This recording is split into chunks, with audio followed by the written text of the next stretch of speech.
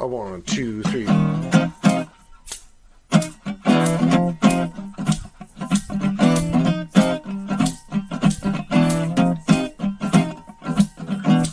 Gonna walk that promenade, yeah, we're gonna rock that promenade, be the talk of that promenade, looking for a star drifter, not a shapeshifter, lots to do and more to see, sweet sticks from a jump tree, oh, oddities, opportunities, free advice, but not for cheapo gambling wheels, shaded deals, meet me back here tomorrow, please.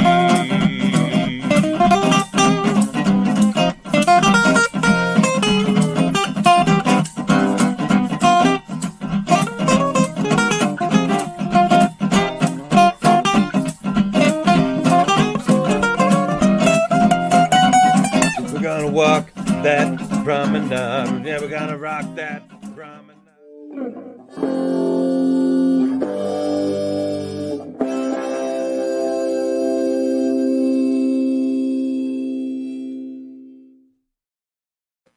Hello and good evening for this Monday, February 26, 2024. Star Trek DS9, Season 7, Episode 14, Chimera is over, and it has been since 1999, but we're just getting started here on Live Long and Podcast, a live stream here on Facebook, YouTube, and on Twitch, or you might be listening to us on the audio version as we continue our ongoing journey to watch every episode of DS9 and talk about it and review it. We're getting into the final bunch here. I'm Dave Mader, and I'm joined tonight with the ever salty Jody Simpson. Ever salty? Ever salty. Coming off All your right. birthday, I thought you might be extra salty. I don't know. The only thing that's salty right now is all my bone aches. But past that, we're good. Your bones. Well, if only you were not confined to your humanoid form, Jody. You might It's true. fewer ailments. If I was the fog, I would be better. You were the fog, yes. Coming with the fire, it's the Ritos man himself. We got Adam Woodward with us. Hey, you guys. Hey. Hello. And yes, we were on here last night talking to Davan and Pugsley on the Locutors of Trek podcast, talking about Miles O'Brien last night. And when we left Adam at the end of that podcast, I said, Adam, have you watched Chimera yet? And he says, I'm going to do it right now. So, and here we are a day later, and you've watched it. So this is, I always forget, the 164th episode of the series overall. The 14th episode in this 7th season came out on February 15th, 1999. So we're almost to the day, give or take a week. Written by Rene Echeverria, directed by Steve Posey, and featuring Odo quite a bit, Kira, and a new character named Loss, played by a familiar actor in J.G. Hertzler, as he's billed in this episode, Garmin Hertzler, as they tried to fool us and that we wouldn't think it was him. But it didn't really work. But we're going to talk all about that here. Spoilers ahoy if you have not seen the episode, but we're assuming you have, or if you haven't, you've had 25 years to watch it. We have no sympathy for you. So is this Laws in Space podcast? Well, I think it is. Yes. I'd like to go to Adam first, just to see how did you feel about this episode, having never seen it before last night? Oh boy, guys! Like, this is a very slow show. I've just slow pace. DS9. It was all right. I wasn't bored. I need some action. Yeah, gotta get going here. I sympathize for sure. Okay, and keep in mind, it was like 10, whatever time last night we were watching this, and it was, I was ready to go to bed at the end. Like it was. Don't make excuses, Adam. Yeah. Jody, yeah. I hope you agree. Jody, what do you think of Chimera? Well, I'm shocked, and I'll tell you why I'm shocked. I don't remember this episode at all, and I looked it up to figure out which one it was. Then I got into the reviews because I'm just that guy, and wow, people love this episode. Love it. The only thing that it's confirmed for me is there's a lot of people that don't understand things in life. Because this is, you know what? The problem is it's got greatness and it's also got just stupid decisions. Like it's both. It's Yeah. It has all the right ingredients to be a really good episode, but then it also has a lot of shortcomings, which you don't really notice, and people seem to kind of go over, like the fact that 3 major characters do not act the way they normally act in this episode. Who would you put at the top of that list? Well, Cisco's definitely there. Right. He does act And a lot of Kira, character. even to a degree. And Odo kind of as well. And the only thing that really frightened me more than anything was when Chief O'Brien decided to talk about Keiko, because I thought all of a sudden I was going to get a 40-minute episode of Keiko, which would have been terrible. Oh, well, she's back with Sabar. Go back to Bajor and your plants and Sabar. Yeah. See if I care. He doesn't. Well, he does, but anyway. Well, and then he's like, okay, well, we got to talk about the couple of little bits. Let's talk about the things we liked and as well as disliked. But for me, it's one of the things I did like was like the little opening with O'Brien getting mad at Odo for having bought 2 presents for Kira when he hadn't bought 1 present for Keiko on this trip.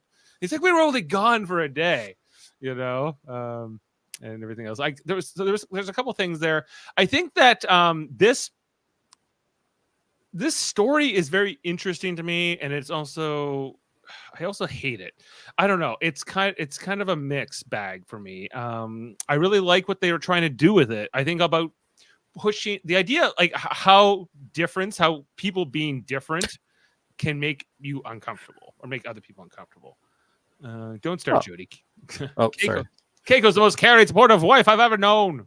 Yes. Yeah, well, Davan thinks everybo's a 10. Anyway. Well, some people don't like Keiko. I don't know. Keiko is kind of good or bad depending on how she's being written in a given episode. She's kind of all over the place, like a lot of characters are, I guess. But Keiko is the Alexander of DS9. Miles Edward O'Brien. As we were talking about him last night, but but also I hate this Laws character. I know we're supposed to, but he's just so one-dimensional for a guy who's supposed to be a few centuries year old, and he's like, I don't know, like there's just so much about him that's hard to even get behind, and it's hard to even really relate to Odo on it either, right? You know, but it's all wrapped up in 40 something minutes, so it's hard to complain too hard about it as well. I think that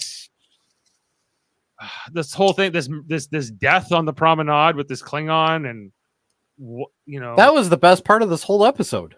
It was the best part of the whole episode. Who's guilty of what in that situation? I think is something we need to really unpack. So I'm going to settle this because I actually slow mode this. He was reaching for his gun. He was. I think I do have a shot. Yeah, but it all happened so fast. Who could keep track? Not like they have security cameras. Because they clearly don't, but they can. Well, what's more interesting about it is after this happens, 2 key people on DS9 both ignore the fact that this guy has killed somebody, let him out. Yes, and then you have Cisco going, "I don't know what could have possibly happened. What happened? I don't get." It's up to the magistrate. He's up to the magistrate. He says, not up to him. It's like unbelievable. But Cisco is none too sympathetic towards this situation. So let's talk about this, guys. Let's run through the screenshots. It's not going to take us too long. I think that the interplot wise, there's only like maybe 12 scenes. The opening scene is on the runabout as O'Brien and Odo, I guess, went to a conference. Why? I don't know. What they did at this conference, who knows? But they bought some knickknacks. They bought some knickknacks. Odo has like one of these little crystal things you might get at a store. I think conference is just like the 24th century version of an antique fair or an antique mall. I guess like there's a they war just go going and got on. Knickknacks. And what did these 2 contribute to said conference on what? Like I'm curious about that. But there's always a reason they had to go somewhere and come back. Watch our interview with JG instead. I completely agree with David on this one. You should watch that. And as much as I don't like this Laws character, I don't think it has anything to do with JG Hertzler or anything like that. But it's just the character itself.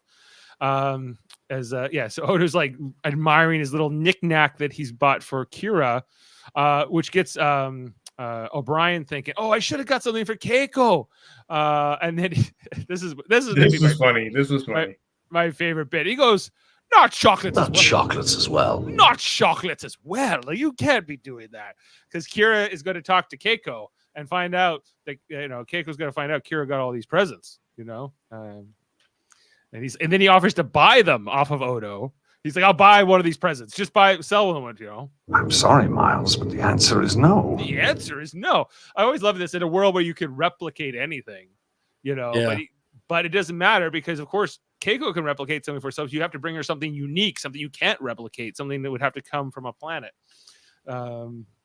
That made me my a little bit of fun there. But in the middle of this argument, or if you can even call it that, discussion, the runabout is approached by something big and large. We see sort of a space faring animal comes out of nowhere, seemingly, and sort of surrounds him. Like, dude, This might be the best comment of the night.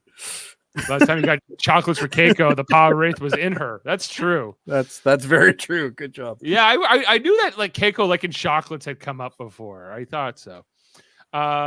So they have no idea what this big space fish thing is that's coming near them, but all of a sudden it sort of like disappears. It starts crawling through the bulkheads. This would concern me more than they portray here, because this seems very worrisome. Especially considering one of them happens to be a security officer and the other one happens to be an engineer. You would think this would be kind of like a priority thing. That's right. And you got all this banging going on out there. Like, what's going on? This is concerning, I would say. And they don't know what's happening. They got their phaser out, and then a changeling kind of comes out of this vent. Of course, they know what a changeling is.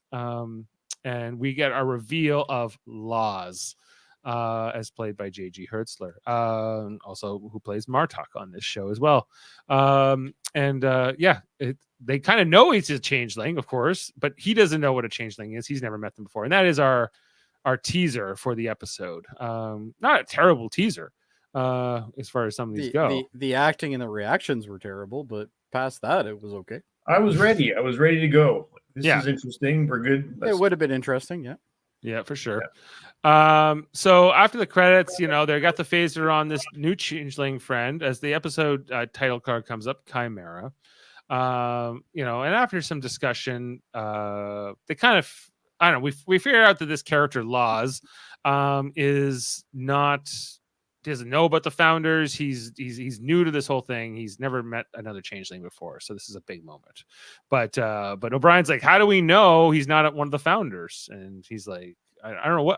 I'm not sure what Odo's explanation is. Well, he just said, "Put me in jail," and I'll, Oh no, yeah. He says, "I'll surrender to your authorities," because he just wants to go with Odo. He's more fascinated with Odo. He wants to find out what's going on with Odo.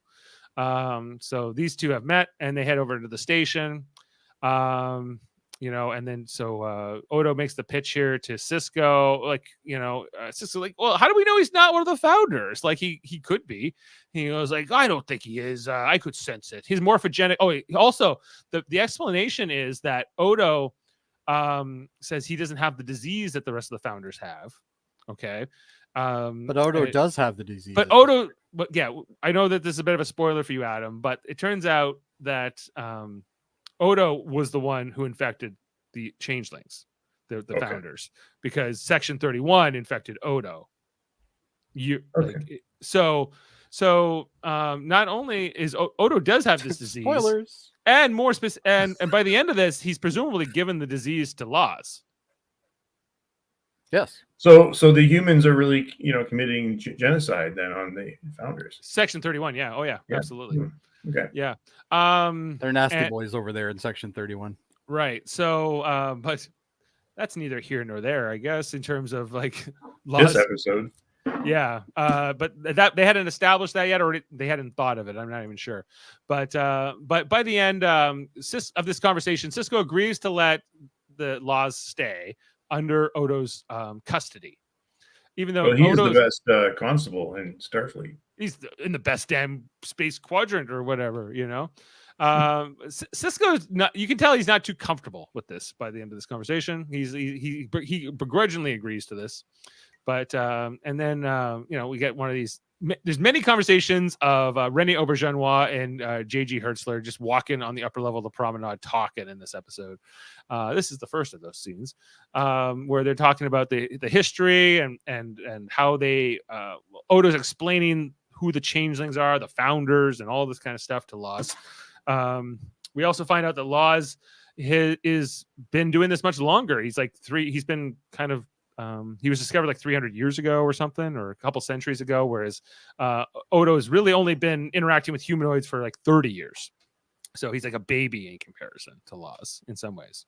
Yeah, and we this is the first scene where like Laws is looking down at like the rest of the humanoids. He's like these what does he call us? He calls us like monoforms or something instead of solids, but it's the same kind of thing.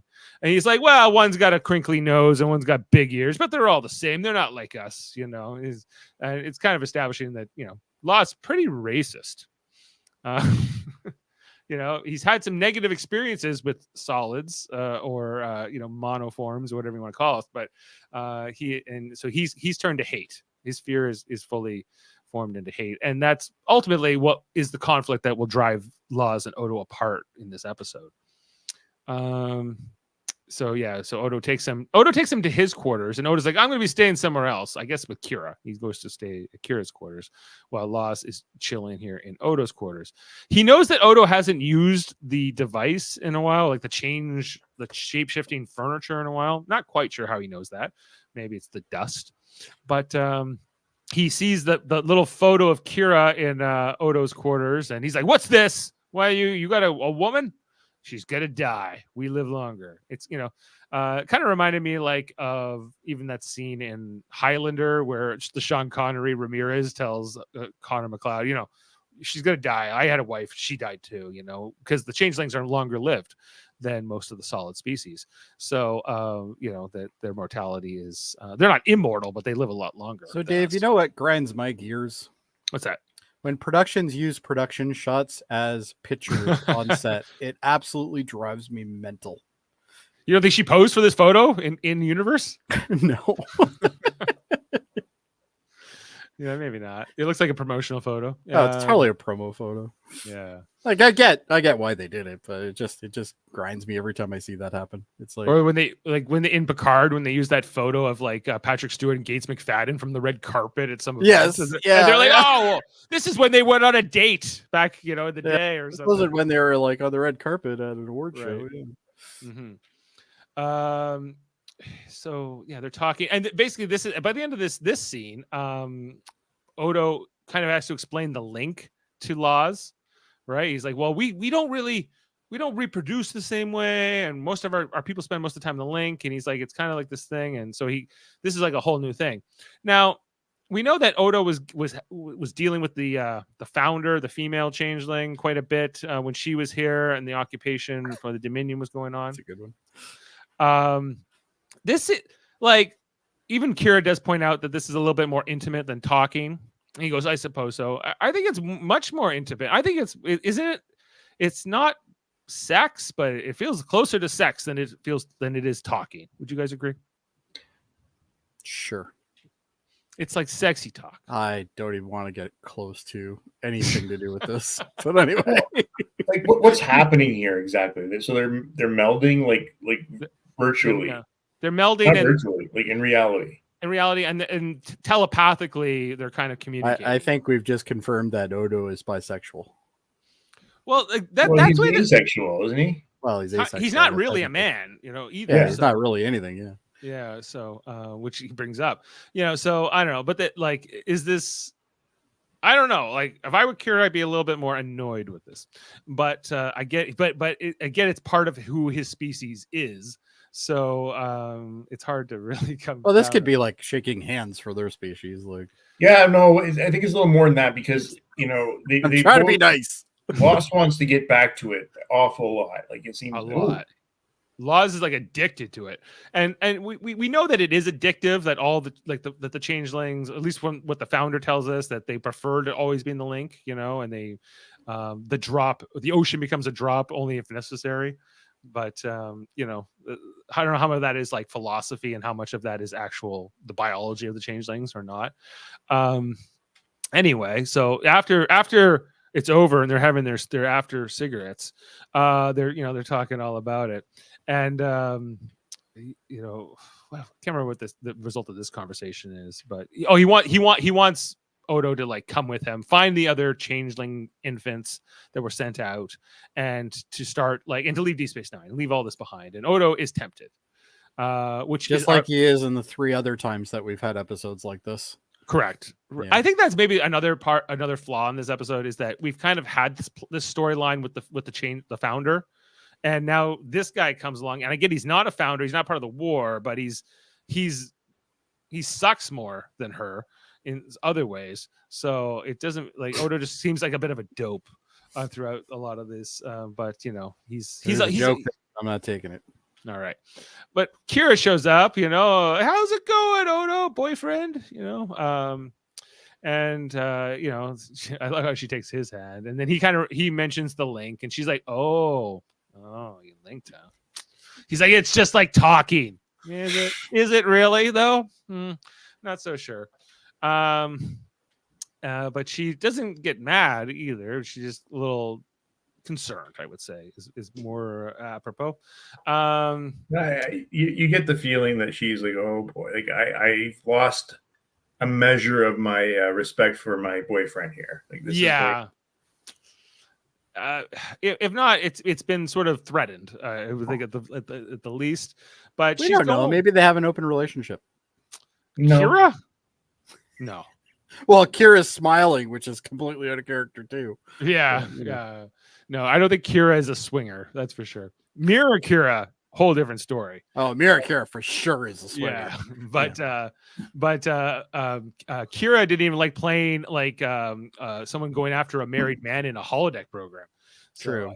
I don't think she's going to be going there. Anyway, so they're like, okay, why don't you bring Law? She says to Odo in that scene, why don't you bring Laws to meet like our friends and we can all hang out, you know, at Quark's. And he says, oh, okay. So he brings Laws to Quark's. That's a good idea. That's a good idea. Let's all socialize and whatever. This is like the worst scene. It is the worst scene. It is. Yeah. It's so bad because basically Laws shows up. He throws cold water on the whole thing right away. He insults everybody.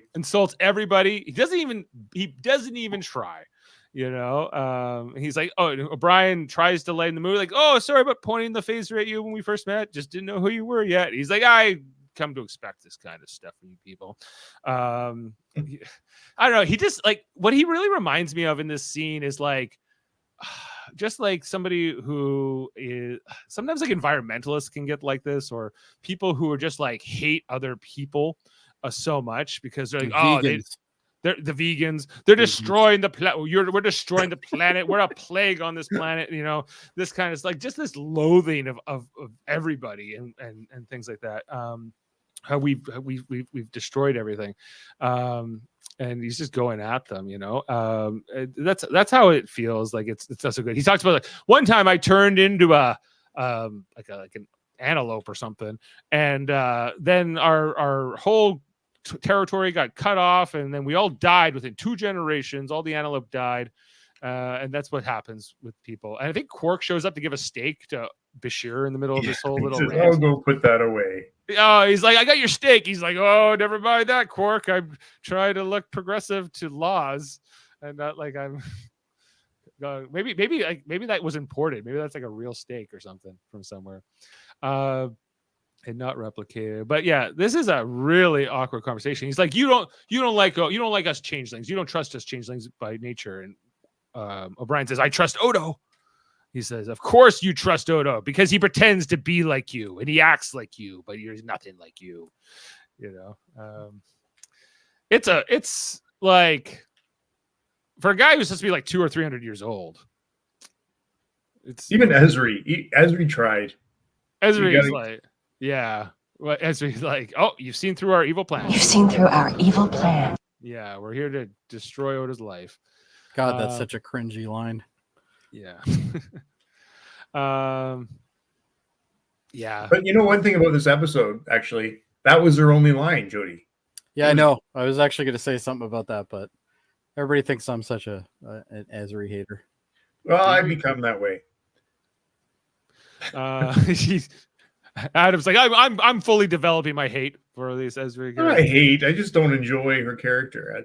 It's okay, Adam. Come to the dark side with me. Let's ask. I think. Well, I'll give him a second to get his camera going. Jameel's coming in. Yeah, he's coming in. We don't know if he's actually in yet. Yeah, I'm giving him a second there before I add him. He might just be audio today. All right, let's try it. Jaemeel. Yo. Hey. He's in audio. He's audio only mode. That's okay.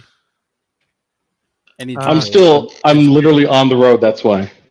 Okay. Oh, well, then we definitely don't want you to focus on that. Jaemeel, we were just talking about the scene in Chimera where Laws goes to meet everybody at Quarks. Oh yeah, I'm seeing. Yeah. Yeah. The dude is a dick, but at the same time, like Odo has no response to his criticisms, and he should have known better. Honestly, Laws. Like he's just like. But why would he introduce all of them at the same time? Yeah, it feels like you should start with Kira. That was Kira's idea. Let's have a party. Let's have a party. We won't invite Worf, so that will make it better. Or Cisco. Who else? Remember when I said that most of these characters don't act the way they're supposed to? That would be one of them. Yeah. So that ends, and then the next scene is like Odo's trying to talk to him. He's like, "Well, I don't think our social lives are very compatible, and everything else." Then Laws wants to link in the middle of the promenade, and he goes, "Here in the middle of public," which Laws does not understand. It's almost he's like. But that that makes it the fact that Odo felt uncomfortable with that. It's like somebody who doesn't want to be demonstrative in public with their girlfriend or boyfriend or whatever. A public display of affection. Yeah, and his hesitancy there made me very much think of that, and which makes this a very intimate thing again. So, right. I think linking with somebody is an intimate thing. Would you agree, Jaemeel? No, it isn't. It's not. It only Jaemeel, the writers are making it that way. The writers are making it weird, yes, but technically, from a changeling's point of view, it should be like this is how they converse. This is a normal interaction. Like so Odo is making it weird. Did that badly that he is now feeling uncomfortable doing it in front of humans, I guess.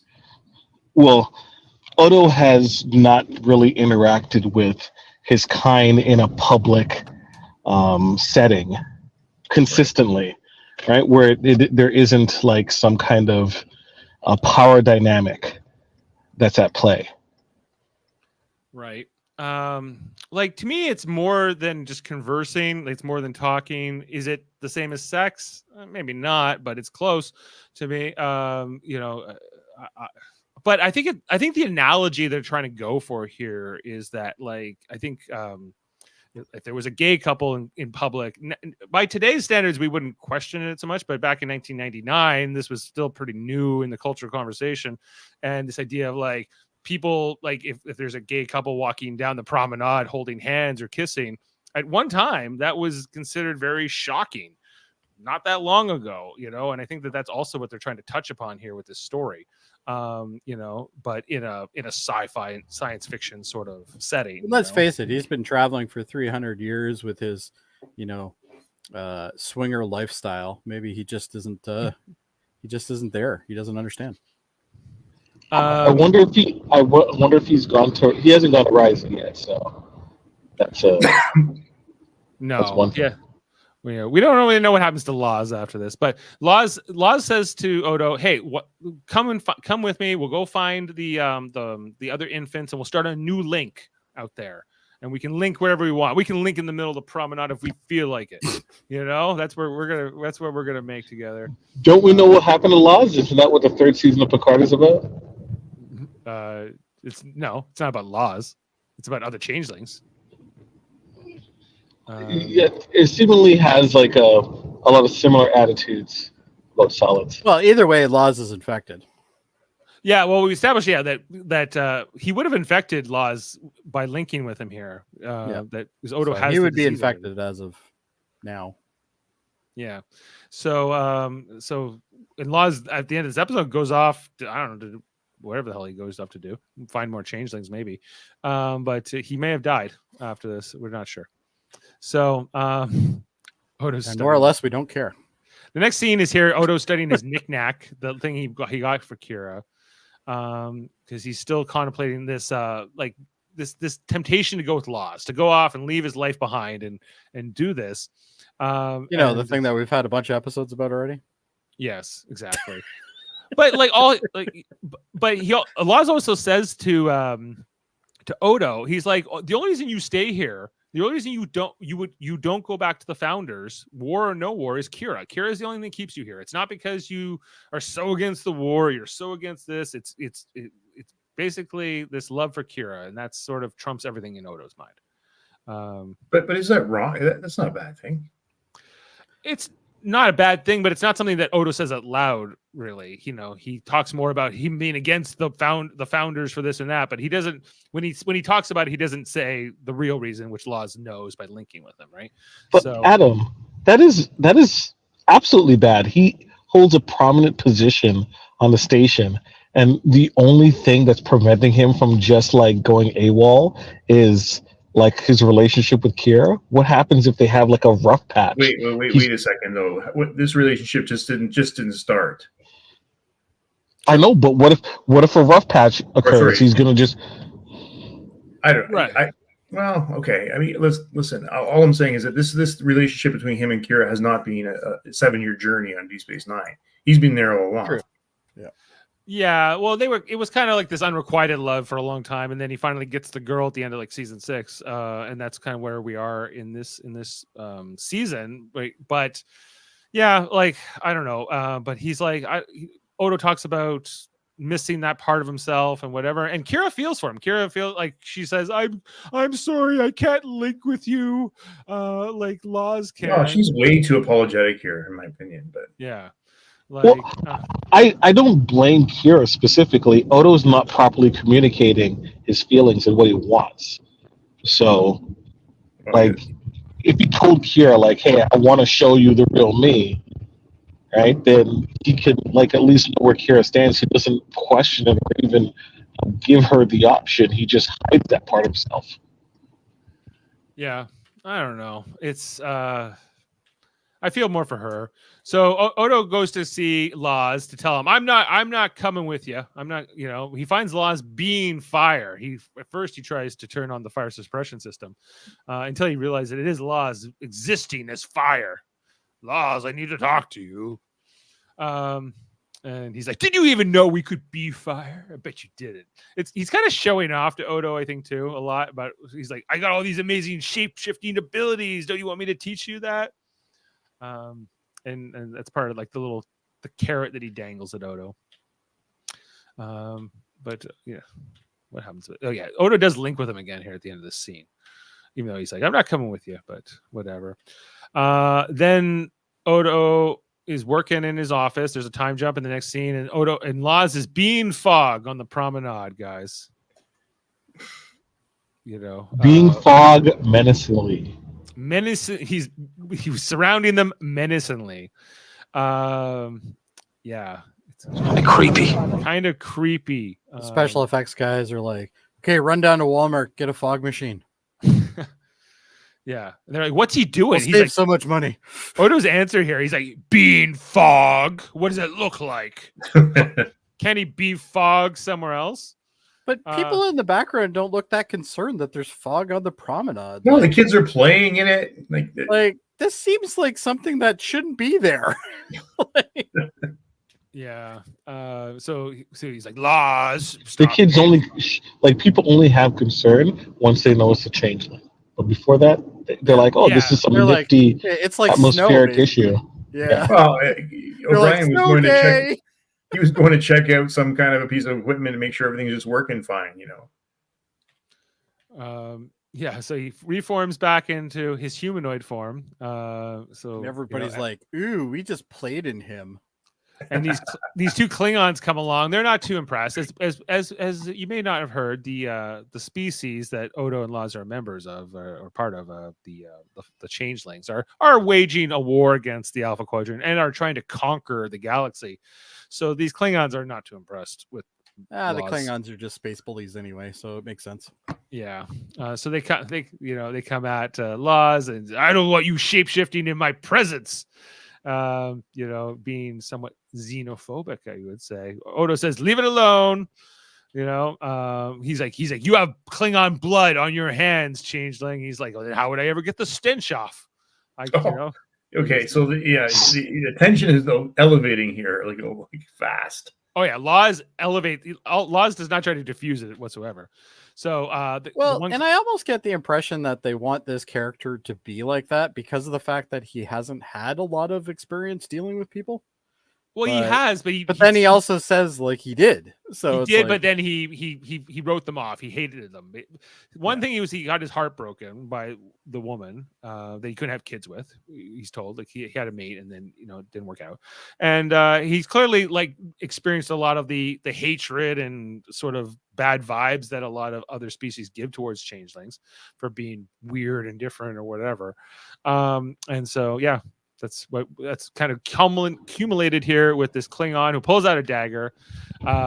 So Laz creates a dagger. He goes, "Mine's bigger."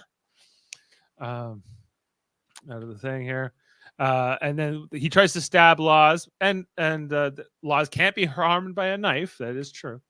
Even though Odo can be hurt by being hit over the back at different times, and he was wearing protective goggles last week, but that's neither here nor there. So that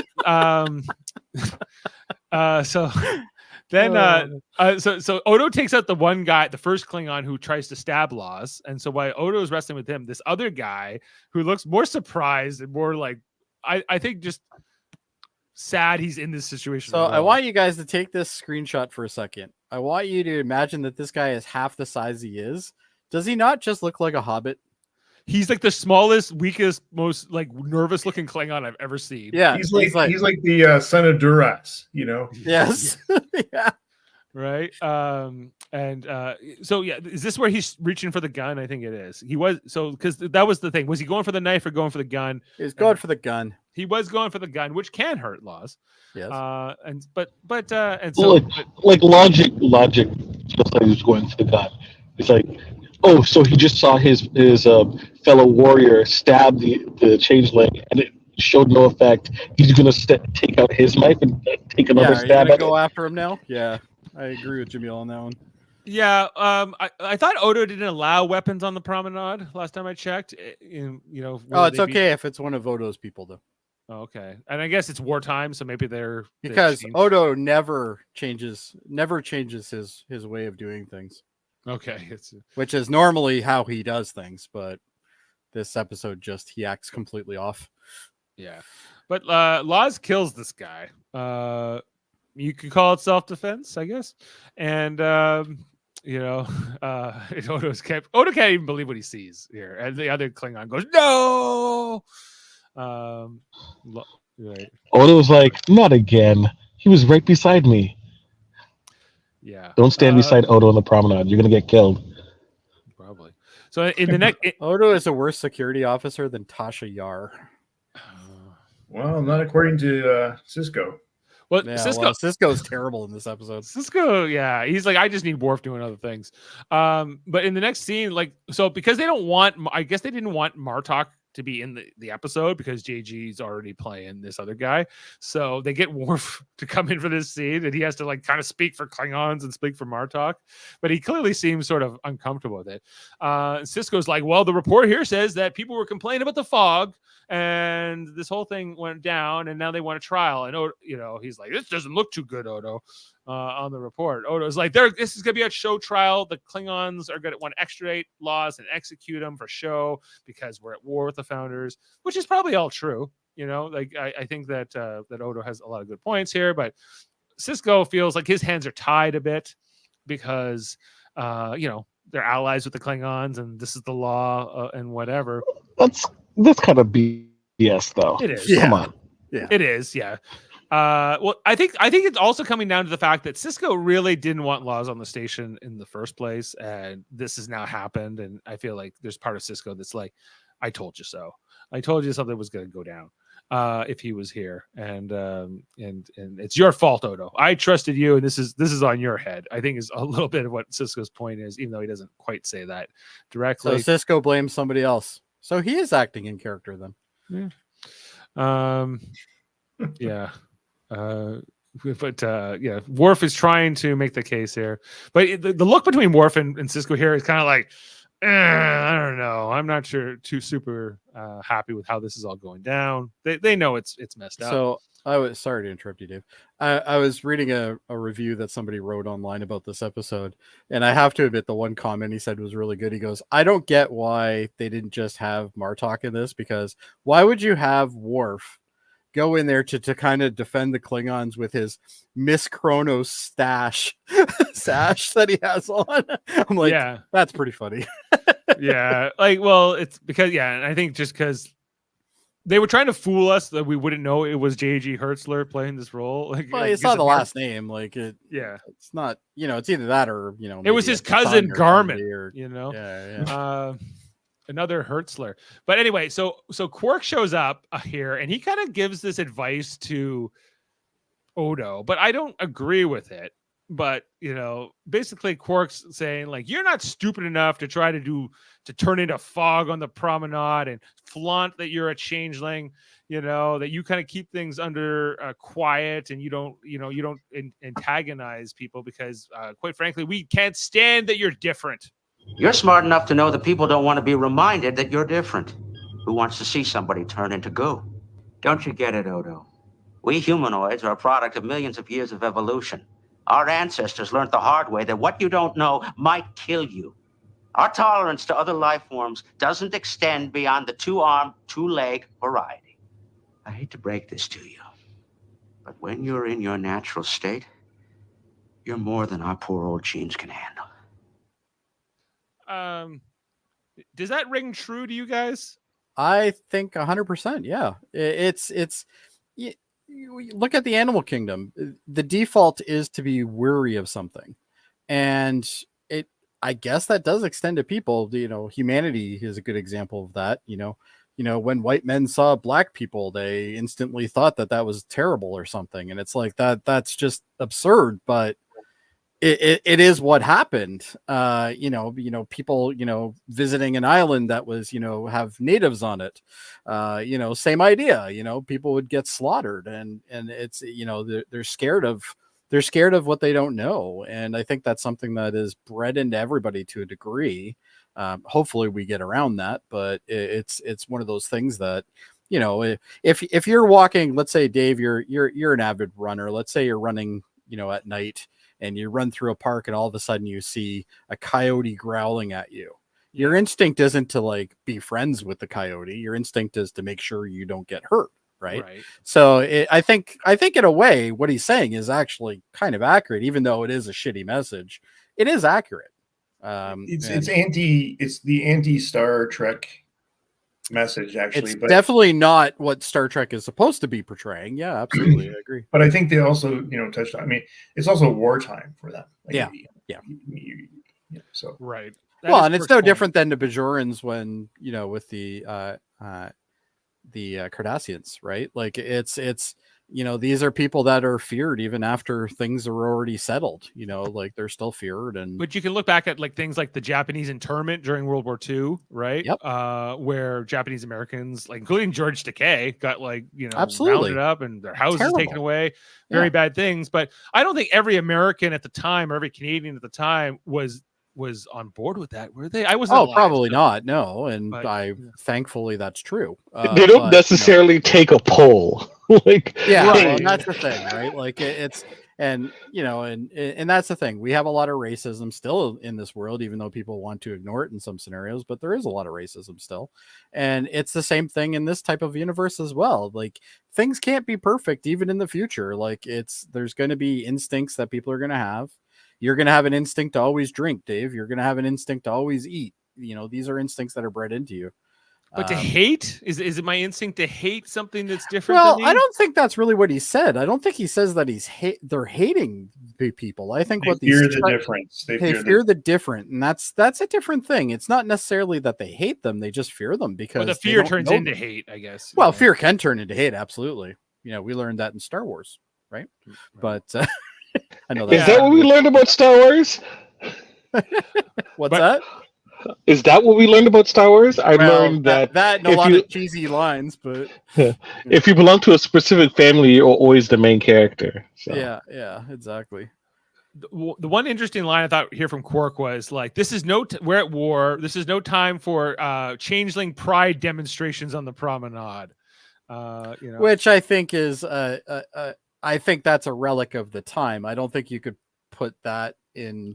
It feels dated. Yeah, it is definitely a dated response.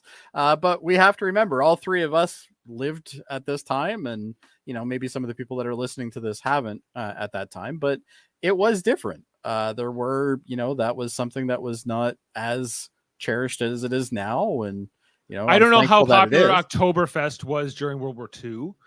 Yep. Or World same War idea. Yeah, mind you, a little different, but it's same Germany, relative idea, right? Yeah. Who we were at war with. Well, and guys, reminder: we've got two pretty big wars going on right now. Yes. Yeah. Absolutely. Not officially, but yes. Well, depends on who you ask. Right. Wars are only declared when people believe they're wars, so it's right. I guess that's where it comes down. The next scene here was when Odo goes to see Laws in the holding cell. There's some juxtaposition here because the deputy who is guarding Laws will not let Odo talk to him alone because they're afraid that they're going to conspire as changelings. But he does let Kira later on talk to Laws alone, and then she's the makes one no sense. But and then she lets Laws go. Right. Yes, because the woman of the man definitely wouldn't go on his side for anything. It would have to be, that's just not going to happen. She's a good solid with legs and stuff, Well, she's not even acting totally in character right now, either. So it's this whole thing, as I said at the beginning of this episode, like this episode just kind of writes against what we know about a lot of these characters. Yeah. So this is one of the final conversations between Laws and Odo here. There's lovely Jaemeel. Oh, now I get to see Jaemeel. Even better. Now you can see. So after his little conversation with Laws in the holding cell, he goes to talk to Kira. He's like, "It's going to be a show trial. The Klingons are going to do this and this." And Kira's like, "We don't know any of that yet. We still have to go through the hearings and whatever." And Odo's like, "No, there's going to be no justice for Laws. It's going to be too prejudicial, and we're not going to get it."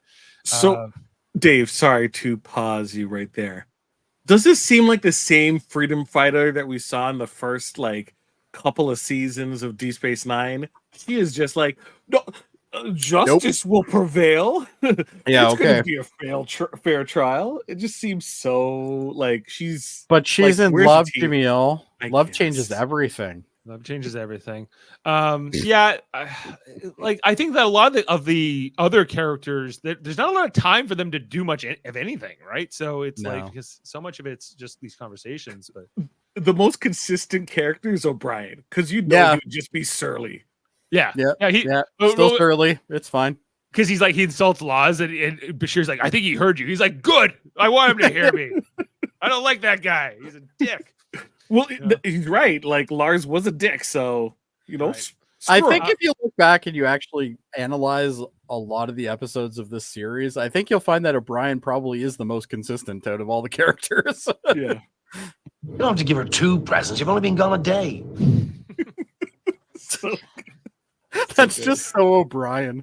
Yeah, you don't have to give her 2 presents. Yeah, this is maybe just give her some potatoes. My favorite conversation in this episode is between Kira and Odo, because he's like, "Look at me, what am I?" And she's like, "I see you." Look at me, Nerys. What do you see? I see you. No, this is just a form I borrowed. I could just as easily be someone or something else. I know that. This is what you have always chosen to be. A man. A good and honest man. A man I fell in love with. Are you trying to tell me that he never really existed? I don't know. I don't know. Why would you say Wrong. man? Why would you say man? Just remember, people consistently say this is the best Star Trek series ever. Look, I'm not questioning Nana's acting because she's she's great. putting in work. You're talking about the writing. She's a great actress. Ugh, this writing. This writing is Like- terrible in this episode. Rene Echeverria. He's got some classics. Like what? Like Mira Bareil and that stuff. Oh, well, that'll do it. Yeah, but I liked him talking about how he's not what he appears to be. Like he had kind of these conversations in the earlier seasons with Luxana Troy and whatever. You've had this conversation at least 3 times. Yeah, but Yeah. he's like, I should be out there with laws looking for the This babies. is the typical Odo. Should I go join my race or should I hang out with the humans again? Yeah, and Yeah, we're like, like, that's if you all want this to is. go, Odo, it's like it's fine with us. You know, like he's like, Only no. thing from this episode is Lars calling Odo and Uncle Tom. That's the only thing that's He kind of does call him that, yeah, for sure. does kind of, but he doesn't say it exactly. Right. Well, yeah. Good point. Yeah. But Like I'm in pretty all sure of the them, writers of this episode now write for Discovery. Like this is the only possibility. I don't know what Rene Echeverria is up to these days. I don't know, but he should be on Discovery. A couple of these writers went on to do For All Mankind and some other shows, but Which is actually a really good show. yeah. Anyway, so yeah, this is the scene where Kira is like, "Hey, deputy, take a hike. You know, you don't have to worry." Doesn't about even me." question it either. He's just like, "Oh, okay." Yeah, I also like that he wears the turtleneck. He's clearly just wearing one of Rene Auberjonois' other outfits, which Yeah. normally they don't have that turtleneck. It's normally only Odo that has that. Yeah. That's the kind of thing a uniform enthusiast like myself would notice. Oh, we're calling it a uniform enthusiast now. Okay. Yeah, that's right. For the uniform. So yeah, he goes to see Kira goes to see Laws. She lets him out, of the holding cell. He's like, "Is this a trick?"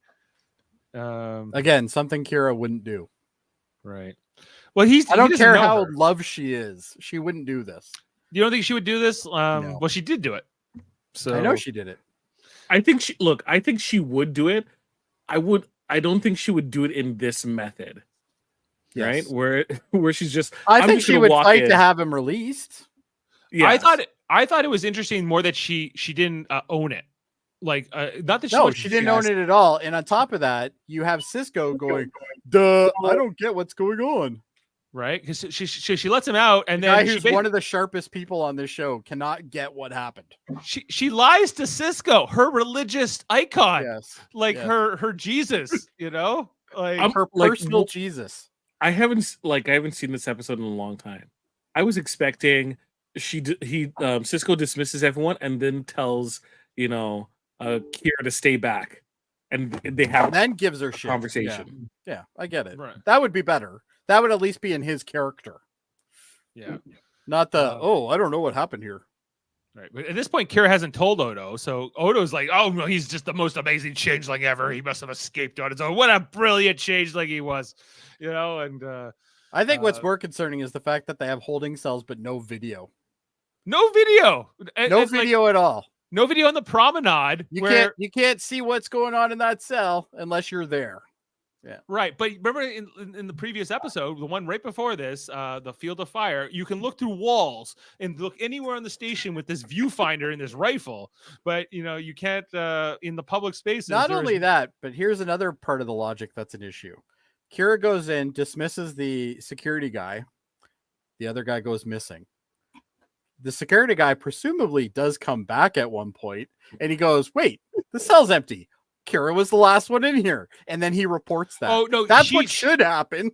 she made up this thing that Laws turned into a plasma thingy or something, and was able to get out. Fantastic, but I don't know. I just think somebody would Cisco put two should and have two together. chewed her out and said, "Why did you have the security guard leave? Yeah, why did you dismiss the security guard in there? Yeah, That's on you." Like it should have been. That like, would be a "That's Cisco on thing." you. Yeah. Cisco never chews out Kira ever. No, he never chews out Kira. He always chews out like fucking O'Brien. Worf, because the sometimes, prophet and loves Worf the a lot. children. Yeah. Loves the Yeah. children. He loves to chew out Bashir, but not so much. Kira never. He's just mean genocide Jesus. That's all he is. Right. There's even kind of like this cold feeling here between Kira and Odo and Worf as they kind of walk by here in Ops, like after the meeting with Cisco. Because if you're Worf, you're like, this is it's like complete. He feels he's like, this is balls. What the hell is going on here? Look, this guy killed a Klingon in the middle of the promenade. And you're just like, why are we wasting our time on this thing? Yeah, exactly. Anyway, so they're going down the turbo lift, and Odo, just thinks Law's escaped, and then Kira reveals it. She's like, "Yeah, I'm the one who let him out," Yes. And then they do this hand holding thing. Yes. And she's like, "Go to Odo, him." Yeah. Odo, Mr. Justice, is like, okay, I'm gonna let it go. Yeah. Completely against his character. Yeah, he is literally like the galaxy's lawman.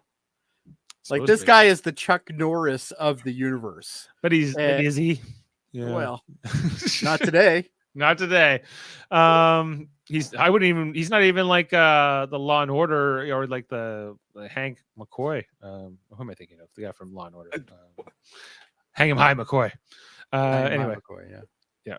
So anyway, this the final conversation here between Odo and Laws on this planet wherever Laws is hiding out, and Odo says, like, I'm not coming with you. And then, but Odo wants to link again. And Laws is like, no more linking. You can get bent. Well, I think he wants to link with him to kind of persuade him into coming, right? Like that's kind of what I got of it. Odo wants to persuade him to go where? Well, with him. Back to face the hearing? To go find everyone. Oh, no, but they're not going to do that together. Like that so I didn't get that. Like, I don't know, but Laws is kind of over Odo by the end of this. He's like, whatever, Odo, you suck. And then he kind of leaves Odo. But Odo's like, I still got like 10 more episodes in this season. I can't just leave. Right. Yeah. And little do you know, Laws, I've given you a disease. I already gave you space herpes. Good luck. More like space AIDS. Yeah, actually true. Yeah, and so we catch up with Kira at the end of the episode. She's praying to her shrine thing, praying to the Cisco, asking for she did some Cisco. she said some Hail Marys for lying to the Cisco about breaking that guy out and whatever. Hail Jennifer. Yeah. Hail Jennifer, full of grace. Or Sarah. It'd be Sarah. Oh, Sarah. Sorry. Yes. Hail Sarah, full of grace. The prophets are within. Yeah. Anyway, so so Odo shows up. He's like, "What is that? Is that a ringing?" You guys hear that? No. What? I hear like a ringing in my ears. No, sorry. Must be me. Okay. Probably not a good sign. Oh, no, it's gone. Okay. Anyway, she wants to. Dave's gone crazy from this episode. Okay, the end here between Odo and Kira, where she's like, if I ever made you feel like you couldn't be the real you, I'm sorry. Let me see the real you, even the gooey stuff. Come on. And then he turns into a big light show and starts going around her. And he wants the goo. She wants the goo. She throws the arms up, and this is Odo turning into fog. The time of my life. Odo's the velvet fog. And he's going for it here. And that's it. Next episode, like that right there is a little disturbing. Next episode should be a cold opening with like Kira talking to Ezri. It's like, he was all over me, like legit all over me, like legit, like in my veins, in my ears. Adam, do you have any trivia and fun facts to share with us? I sure do. Oh, good. Yeah. Okay, so Quark's comment to Odo in this episode about people's suspicion of Odo and the Changelings is one of Armin Shimmerman's 3 speeches in the show that he's most proud of what he had to say. I'm not sure this is the best one, but yeah, I kind of agree with what is said, but I also disagree because I think we also have the capacity to kind of push past our instincts and our evolution and kind of think more. Well, speeches are about making you think things, so I guess in a way that's exactly what it's supposed to do. Right. Yep. J.G. Hertzler based his performance on William Shatner. He wanted Lost to be annoyingly judgmental, as if humanoids were beneath him. That man is a brilliant actor. Yeah. And all they do is upset the natural Hertzler, balance not of things. Kirk. Now that I know that, like I don't think I heard that he was doing Shatner, but that makes a lot of sense. If you ever see It makes Shatner, a ton of sense. Yeah. if you see Shatner at conventions and just the way he kind of is when people he's not like on Cock of the walk. Yeah. Yeah. Shatner has a way of taking extended pauses over enunciation.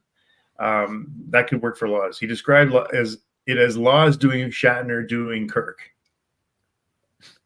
Laws doing Shatner doing Kirk. Well, I think that's part of the reason George Takei still hates Shatner, because it's the way he always acts. Andrew Robinson, who played the reoccurring role of Garrick, was considered for the role of Loss. Both roles required heavy makeup, but the staff felt that Robinson's voice was too recognizable. See, like, I would agree with that. If they'd given it to Andrew Robinson, yeah, like how would that have been different? I think I would have been better if they'd done Jeffrey Combs, because I'm more used to him taking on Jeffrey Combs would be amazing. But plus, he also throws his voice a lot. So because J.G. Hertzler is so distinct in that Martok role, it was hard. I find it distracting that he's in this role, even though he's a good actor and he did a really good job with it. I feel like I would have preferred another actor in this role. He'll always be Martok in our hearts. Yeah, I never saw the credits, so I didn't know it was him until you all mentioned it. I didn't know voice. Well, he's using a different name as well. Oh, okay. So so I thought he didn't put the JG, he just put Gerard or whatever, which is I guess is one of his middle names or something. I don't know. Maybe I'm just got more of that voice sense, but even back when I watched this 25 years ago, I was like, that's Martok.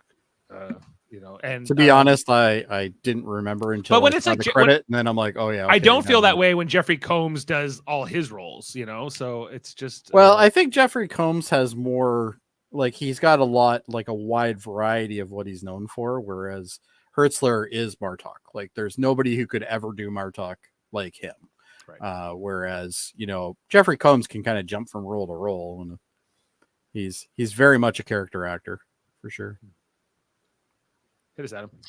Okay, so when old Odo was explaining to Lost what linking is, he says it's about sharing thought and form, idea and sensation. This is exactly the same phrase used by the female changeling when she is explaining it to Odo in Behind the Lines. That made it easy for Renee. Jaemeel. Yeah. Okay, this is the second and final time after the discovery of Dominion that Odo is referred to as a shapeshifter instead of a changeling. Following Damar's use in Treachery, Faith, and the Great River, Odo asks Lost, you've never met another shapeshifter. So, okay, some other things here we got here. During the debate about Laws killing the Klingon, Sisko mentions General Martok's demand to keep Laws detained.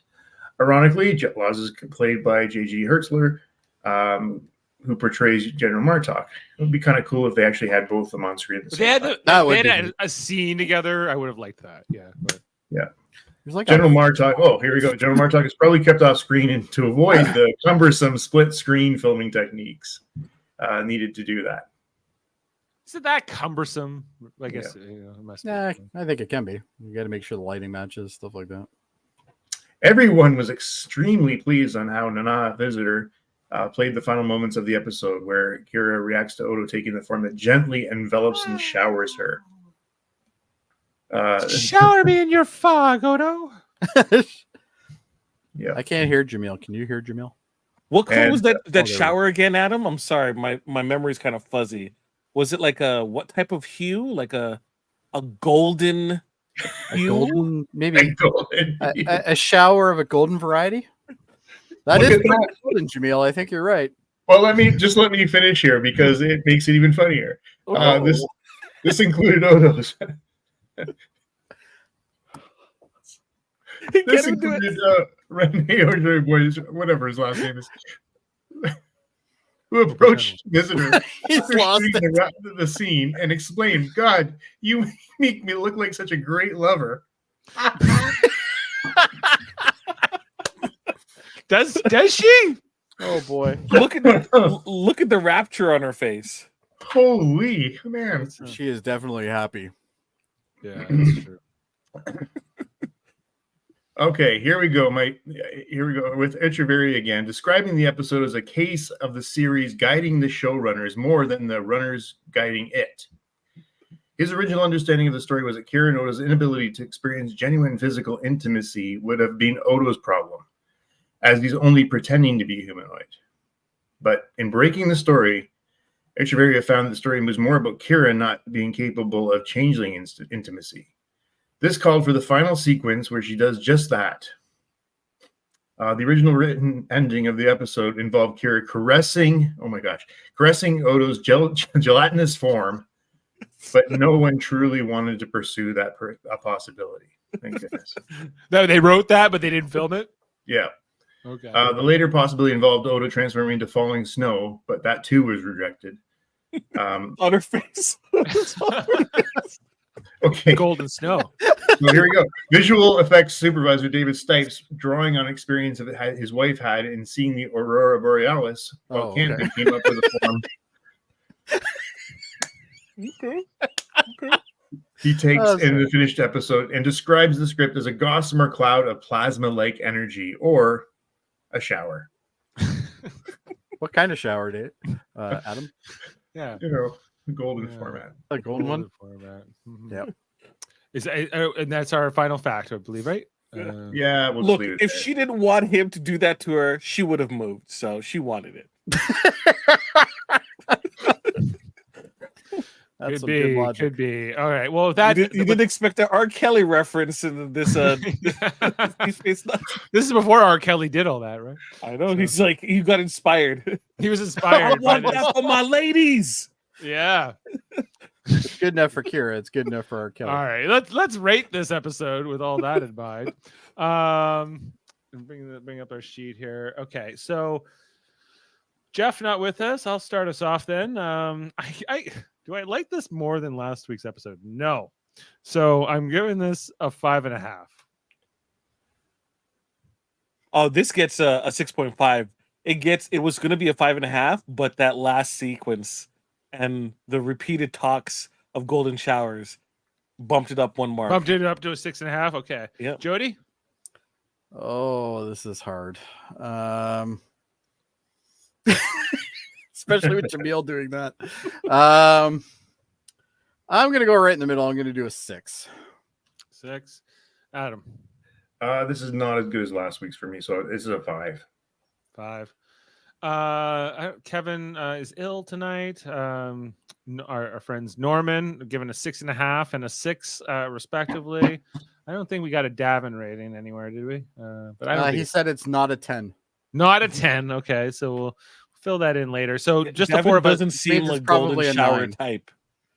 Yeah, this episode currently averaging a 5.8 with our 4 scores respectively. Wow, I should have been here for Emperor's New Cloak. Well, you wanted to throw in your score? I can definitely throw it in. I agree with almost everybody on the panel there. A 1 is being generous. I'd say 0.7. 0.7. Okay. That is now like our most hated episode by far. It's terrible. Yeah, it's got some good And moments. the one after that, I would give it a 5. At the Field of Fire. Yeah, I actually like this episode better than the last one.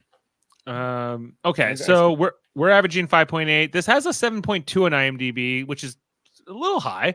This is like in a lot of people's top 10 episodes of Star Trek, even. Really? Well, okay. I'm like, why? I can kind of get it. I feel like the episode has a lot of good messages about. It does. But and I could see this resonating with others more than it resonates with me. But actually, I should read this last one because this is arguably another Deep Space Nine episode that deals with LGBT issues, albeit more subtly than in the Emperor's New Cloak. Odo engaging in the intimate active linking. So they're calling it intimate, but active linking with another male of his own species, even though changelings don't have genders. And suffering from the notion that he has to hide his true self when he's around the solids can be seen as a thinly veiled references to homosexuality and bisexuality. So, Right, and like that, I think like suppressing your true identity or your true self to try to fit in with a crowd. I feel like the episode does have a lot of good themes and messages. It's just the execution of it doesn't quite work for me. It's just it's kind of like No. Except for the golden shower. And honestly, did you really think that the Emperor's New Cloak was that overt or that obvious? I didn't. Maybe by today's standards, maybe in 1999 or whatever. The big smooch with Ezri and Kira was kind of overt. Yeah, I guess, but yeah, for when it was, sure. For when it was the 90s, guys. Like so anyway, with all that, guys, let's look ahead to the next episode. It's called Bada Bing Bada Bang. Oh, this is a Big Fontaine episode, isn't it? This is a Hollow Deck episode, if you will, a Hollow Suite episode, which is all about Vic Fontaine in the Las Vegas situation. Basically, Vic Fontaine goes, he has some bad things happen to him, Adam, and the crew has to step in and help. Why can't they just hit the reset switch? Hollow Suite character. Problem over. Yes. Excellent. Because Frankie Eyes, Vic's longtime rival, is trying to mess things up, right? So, okay, but just turn off the simulator. There's gangsters. But just turn off the simulator. Can't you just turn off the simulator, Dave? Yeah. Oh, we wouldn't have an episode then. Oh, Jody, you should keep that name for next week, Jody the Fog. The Velvet Fog. Although I think that like one of the more interesting Jaemeel things, is inner. We'll talk about it in the next podcast. But yeah, I think that Bada Bing Bada Bang is not a terrible episode. It's kind of interesting.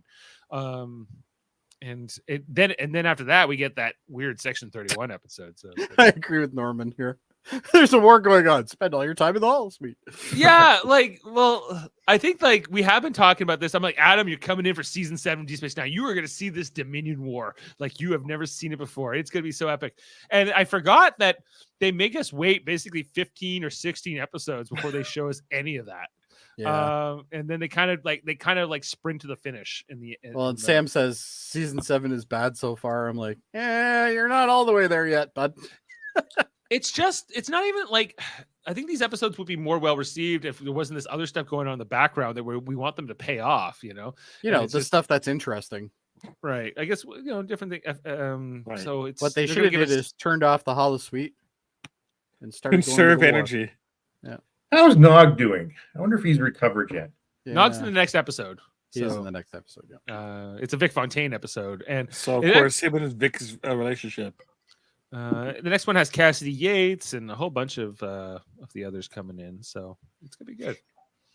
All right. Well, with that note, let's just plug our other shows and different things. I was mentioned there's other stuff. I was on here last night with Adam and Dave Pugsley and Davan talking about Miles O'Brien himself. You don't have to get 2 presents. Surely one's enough. No, that was a good conversation. You've only been gone a day. You've only been gone a day. Why do you got to show me up, Odo? That was my favorite part. So go and check that out. If you didn't know, we did interview JG Hertzler too some weeks ago. The voice of not just the voice, but played Loss. Very good interview. Very fun. Really so check that out in our back catalog. And I think that's all we have going on right now in Livelong Star Trek world. Well, we have Discovery coming up April 4th. So if you're following, I know Jody's excited. I'm Look excited. at that anticipation. It's okay. I got Adam. I got Murphy. We have a crew. I will not be on that podcast. Maybe for the final episode, but and we got Michael presumably as well. So we have a Discovery team. It's going to be good. It's fine. I'm working on other projects now anyway. Yeah. So look out for that. Look out for that. Also, we're on the United Federation of podcasts, all kinds of great podcasts. Check out tomorrow. We're going to be on the X-Men podcast, the X-rated podcast with Davan and André and all that stuff, because we're doing not Star Trek radio theater tomorrow, guys, but X-Men radio theater. Ah, cool.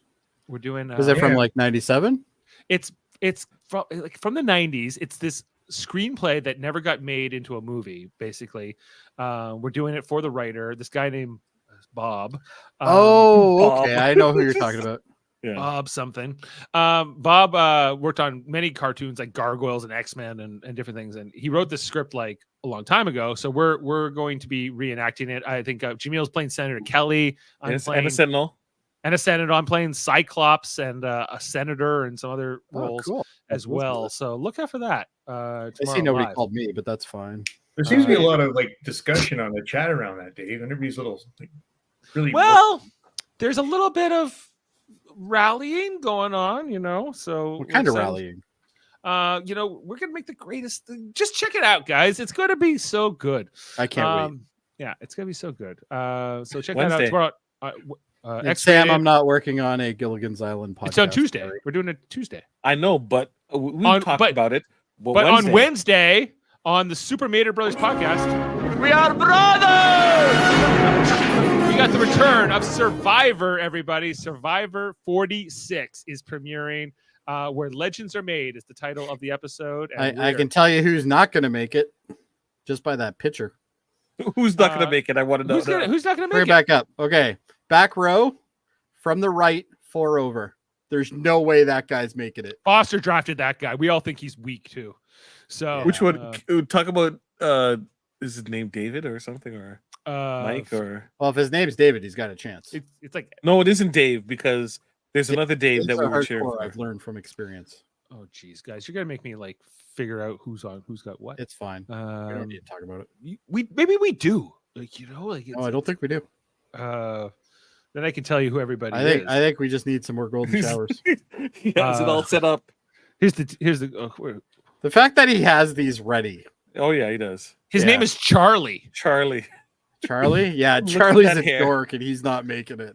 I'm just gonna Drafted tell you now. Drafted at number 7. I don't get it, Foster. Why? Number 7. Yeah. You got this guy before Tim? This Tim was Tim later looks on. like he can handle himself. This is who Jaemeel drafted. Hunter. Hunter and Jess. Jess. I Jess can see is why. from Toronto. Yeah. Oh, yeah. Right. All right. Well, you know, I think we're okay there. This is the Jane team. Oh, I'm not totally sure about that, Gene.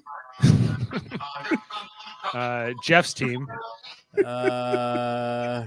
Adam's hinting at no. Jody's project. Yeah. What's that? The Jen. Adam is hinting at your project. Adam's hinting at my project. He better not Yeah. be. No. You guys, look at my team. Isn't this amazing? No. I got Venus. I'm your Venus. Venus I'm your Venus fire. looks like she's going to try to find a Starbucks. She's from Richmond Hill. Richmond Hill. Oh, that makes perfect sense. And then the Daryl team. And the Amanda team. Anyway, I think I've spent enough time on Survivor, but check it out Wednesday. Also, I think they're on hold up on Wednesday too, aren't they, Jaemeel? They're talking If it happens, yes. Martial arts. martial art movies. Yeah, with Bloodsport and On Back, maybe, I think. Some other ones. I know Bloodsport's one of them. Kung Fu Hustle's one of them. Yes. Kung Fu hopefully- Hustles? Really? I love that movie. Yeah. Okay, it keeps changing. That's why. Yeah, it's Kung Fu Hustle. Who's your girl this year, Sam? Who's your girl in Survivor? It's got to be Venus, right? That's why I drafted her. What I really like is Sam tries to insult us by spelling idiots and y'all wrong. Y'all I are thought that was pretty good. Idoits. You're right. Dude, we don't are. worry Idoits. about it, This is your Sam. friend. We're the Don't worry biggest about it, Sam. Idoits there ever were. There's no Oh. bigger idiots than us. Wait, Charlie is his winner pick. Wow. Charlie? Okay. Who's Charlie? Let me see Charlie. Who's Charlie's guy the one you don't the guy You like. said would definitely lose. Oh, Foster's- yeah, no, he's gone. Oh, you're so. Oh, yeah, you're burnt. This is your winner's pick? No way. It's There Venus. is no way. Venus is the winner's pick. Venus Anyway. ain't no winner. And look out for Eamon on Track, my son's music podcast. I think we're going to be talking about Stan Rogers as the next album. Stan Rogers. Yeah. I know I he's have asked no me clue for who- an April episode. He's I have no clue who Stan Rogers is. I'm not surprised. He's like folk music and stuff. So Okay. I'm just anyway, so that's all the stuff, guys. I think we can let people go for the night. Check out the United Federation of Podcasts and all our great shows. All right, and thanks for being with us. We'll be back for Bada Bing, Bada Bang in the next one. And on that, we'll leave you on a quote. What do we got here for this? This one, I think has to be the best one. You don't have to give her 2 presents. You've only been gone a day. Yeah. True. See you next time, everybody.